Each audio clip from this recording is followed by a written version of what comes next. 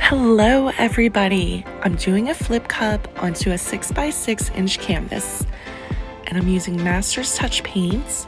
I believe this is called Permanent Red, and then I have Permanent Black and Silver, and I mixed the paint with water, so it's just a water and paint mix to thin out the paint, but I think I put a little too much water in it.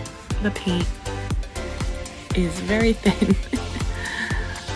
It moves very fast along the canvas, and that is a sure sign.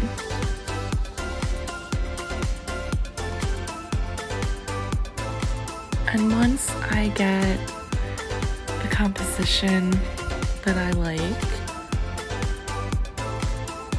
I torch out the air bubbles, and then I'm doing a swipe. I watered down the black that I had left over, and I put a few drops of silicone in it, cell activator. But I think the paints underneath are a little too thin because I didn't get the lacing I usually get when I do this.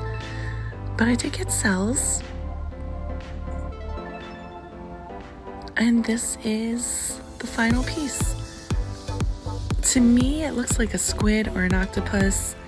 I had a friend who said it looked like maybe the inside of the body. Also,